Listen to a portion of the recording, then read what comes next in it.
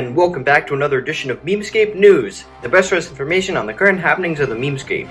As I continue to be, and ever-presently am, your host, Evan, and I'd like to get started with some current events.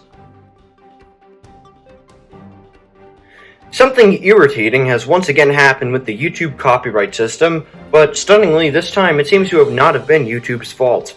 The well-known channel Gilvasunner, not Silvagunner, but Gilvasunner, ran by, I am assuming, the same people. I'm not exactly sure what the connection is, but there is one, which was very well known for putting up hundreds of high-quality rips of classic and modern video game music, was recently forced to completely close its doors and shut down after receiving numerous copyright strikes from Nintendo. Now, already this is a very upsetting development, as, you know, people aren't exactly fond of uses of the copyright system to remove content like this, especially when it's a large corporation, and especially when it's something like VGM that people generally consider to be fair game, provided that, I suppose, money is put in the right direction, I suppose. You know, people generally tend not to mind when that sort of thing is content ID'd and the revenue is given to the copyright holder, but takedowns are very poorly looked upon when it comes to YouTube. But the thing that really stunned a lot of people was that YouTube, the Gilvasunner channel, did not just receive a handful of strikes. Not 5, not 10, not 15, not 30, not 50, not 75. The Gilvasunner takedown, as far as we know, was at least 3,500 separate individual strikes from Nintendo on their channel. 3,500. I believe there were 1.2k one day, and then the next day it was 2.3k, which adds up to 3.5k, and that's just what we know about. There may have been more that were not disclosed by Gilvasunner. This has gotten a lot of people very upset at Nintendo, and Nintendo's already receiving some negative publicity for other reasons as well. Matt will be discussing that after we go through the meme economy. But it's another example of, unfortunately, content that people enjoy being removed by a corporation that, while technically it is within their rights, they stand no real benefit to doing so. Let's get into the meme economy.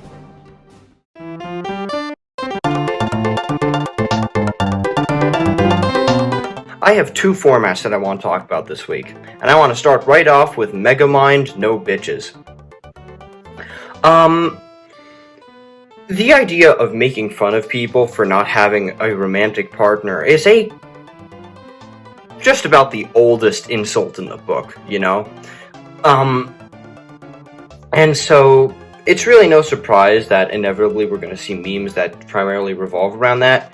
But it's not as common when we see entire formats revolving around it, and that's exactly what No Bitches is.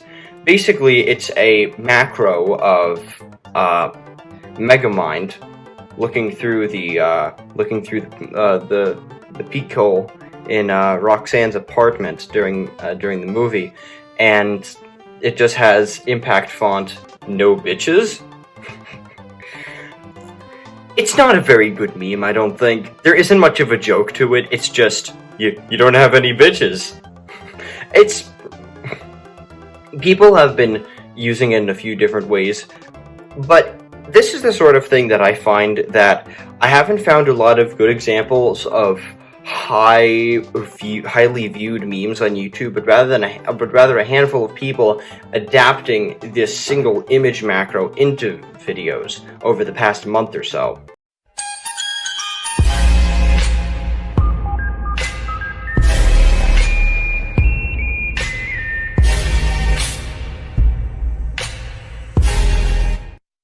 No bitches. No bitches. a fake, I wish I will. This song already was turned, but here's a bill.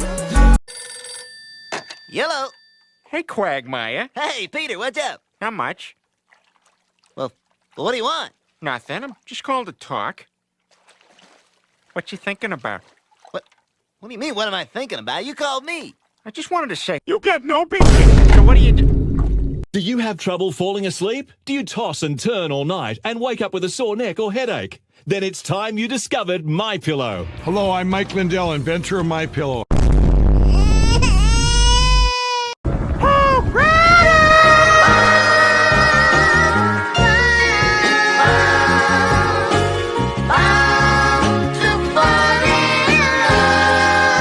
As a result of this, I wouldn't really recommend investing in it, but it is a noteworthy thing to cover. The real meme that I want to talk about this week that I've been enjoying is the skeleton appears. I have no idea where the hell this came from, but basically you take a pre-existing video, you take a skeleton that randomly shows up, and then it just has the flame and the skeleton appears, and let me just show you a few. I'm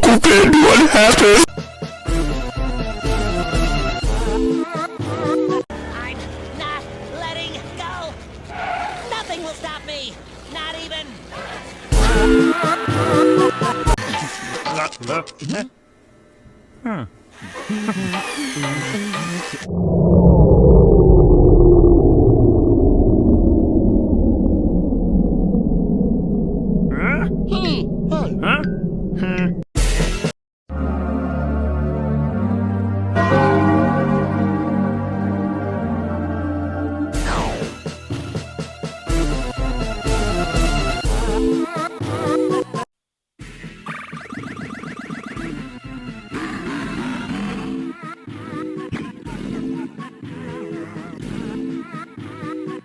What's your name?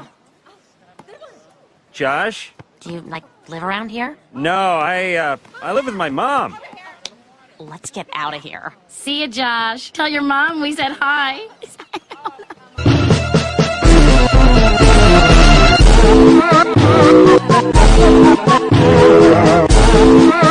Heads up!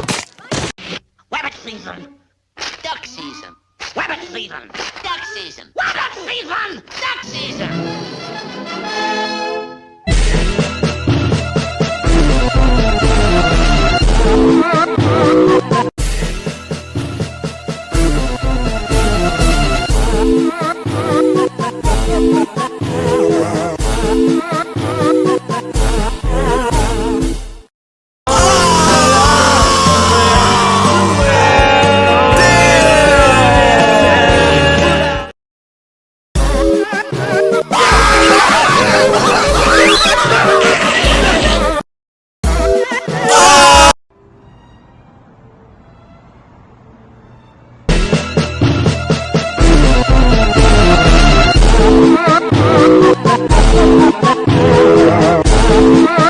Yeah, you see how this is basically just another excellent bait and switch meme. Unlike No Bitches, I really enjoy this meme because I think there's a lot of creativity that can be done into it, and the shittiness of it is actually funny, unlike No Bitches, where it's a level of irony that's incredibly milquetoast and uninteresting. So yeah, I like this one. Invest. I would invest because there's a lot of energy involved in this. There's a lot of unique creativity that you can apply to these sorts of memes, and I think that I've been seeing a lot of artistic, almost uses of it. As artistic as you can get is something dumb as this, but I find the value in people making memes. I see the expressionistic view of it. God, I sound fucking pretentious. It's haha humor, but you know what I mean. And now we go to Matt with another great edition of Memescape Gaming.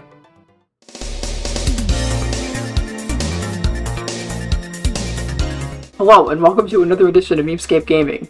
My name is Matt, and I will be talking about the Nintendo Direct today. For starters, Nintendo started off really strong by going right in with the, with their general IPs and upcoming things involving their general IPs. So they made sure to hit on Splatoon 3, which is coming out this summer, I believe, which is a very, very anticipated sequel to Splatoon 2. We also have the Fire Emblem spin-off that was announced today, which is a sort of spiritual successor to the Zelda spin-off that happened a few years ago. It's a tie-in with the game franchise called Dynasty Warriors, so that's kind of cool that they're continuing that. You know, and they also had a few other things involving Kirby and the Forgotten Land, which is the next Kirby game. It's also the first, like, 3D Kirby game, so it's really cool. Although I will say what they announced today was horrifying, and I will not... Mouthful mode is horrifying, okay? Let's just leave it at that. I will not be surprised if mouthful mode kind of becomes a bit of a reaction image, you know, spreading around the internet or whatever. But, we'll see as time goes on. But, besides all those small things, there were some pretty big announcements during this Direct that were for better and for worse. For starters, they announced that there would be numerous third-party games coming to the Switch. That included Assassin's Creed, that included Star Wars The Force Unleashed, which is one of the best Star Wars games ever made, according to the Star Wars community, which is pretty cool. And on top of that, the bombshell announcement that Portal 1 and Portal 2 are both coming to the Switch. That is really big news, because Portal and Portal 2 are, you know, some of the greatest games ever made. I would argue probably some of the most important indie games ever created. And that is, you know, that's really saying something, that it's finally, you know, even 11 years after Portal 2's release, you know, it's still being re-released, it's still being cared for, and that's pretty cool. It brings a smile to my face. But with all good things that are announced, there are some bad things. And Nintendo sure cannot, they just cannot stay out of controversy this week. I mean, you know, from Gilvasunner to this now, Nintendo just, they really are trying to make everyone upset, it seems, because they did not announce a new Mario Kart, as people were hoping for. They had instead announced a $25 DLC that just remasters a few old tracks from old Mario games for the existing port of Mario Kart 8 for the Switch. People aren't really happy about that. I'm sure they're having their fun. That really sucks. And they also, just to make matters worse, and as a big old punch to the face, they slapped that onto the subscription service of a few months back that their channel got nuked on in terms of, like, dislike ratio. So, I don't know why Nintendo continues to double down on these really, really awkward and stupid decisions and positions, but that's what they decide to do. And so, there's that. And, not only with all that going on, I was very interested to see the amount of backlash from people when Breath of the Wild was not mentioned. The Legend of Zelda Breath of the Wild is a really, was a really big hit in 2017, and people have been heavily anticipating a sequel since. The sequel was announced, okay, with like a trailer and everything, June of 2018. No, actually, I think June 2019, excuse me. June of 2019, right? And the game, only to this day, has had one showcase. One. And it was, like, heavily edited cinematic showcase. We have not seen any gameplay. There is barely anything known about this game. Nintendo just won't talk about it. They don't have any information on it. Nothing. And that is real bad. especially when you consider, you know, this shouldn't be taking this long to develop. It's not like it's this gigantic game. It's just, you know, it's on the Switch. It can't be that massive. It can't be that, you know, grand or whatever. But I digress with all that. The point is that Nintendo is failing to reach their core audience, and they're making baffling decisions in and outside of their company, and they're just asking for the targets, you know?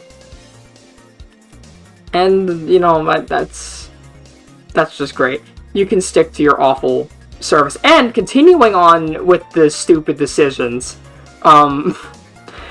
Mother and Mother 2, also known as Earthbound in the US, were added to the Switch Online service. But not Mother 3. Mother 3, which has never been released in the US, is still nowhere to be found at all. They finally add Earthbound after, what, 2 years of the Super Nintendo part of the service existing. One of the most influential games ever. We would not have Undertale without Earthbound. Okay? Like, Earthbound is such a big deal, and they took so long to add it, and they don't even bother adding Mother 3. They could add Mother 3 without the English translation, and people will still play it. They just won't add it for whatever reason. So, there you go. And with that being said, I actually forgot one thing. One big announcement that came up was a successor to the Wii Sports series, and it was a baffling one at that. It's, at least in my opinion, it looks like a very poor imitation of Wii Sports Resort, which was a very poor imitation of Wii Sports. But the characters that you play as are not Miis. You can play as a Mii, but the Mii characters are not, like, they coexist and their styles clash quite a bit, because the Mii characters are low poly, and then the new characters are not low poly, so they kind of, yeah, they just don't look good together. I don't know what they were thinking. It all around the art styles just doesn't look great. I mean, that's not the point of the game. It's a sports game, so ultimately it comes down to how well made the sports element is, but, you know. And the last thing I'll mention is the new Mario Strikers game. Cool, you know, more Mario sports games. That's great. So yeah, overall this Nintendo Direct was a pretty mixed bag. Some amazing announcements to some not so stellar things going on. Nintendo needs to get their act together, because they are seriously, like, they're reaching real deep. I guess that's all I really have to say for now. I will hopefully see you next week. Thanks again to Evan for having me, and yeah, bye. Thank you very much, Matt. Just about one of my favorite things on the entire planet is you making fun of corporations, and I think that you were at your best when you were very angry. If you would like to see more of Matt, which unfortunately is not angry Matt, but rather happy Matt making nice music, you can see that down in the description, his channel, as well as up in the cards. And finally for this week, this.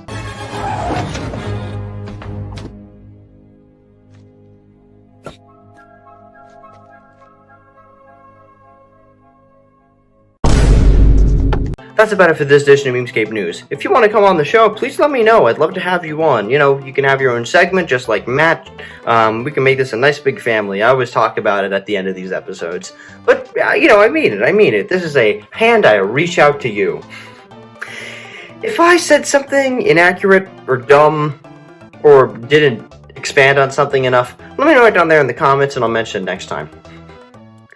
See you ladies and gents later.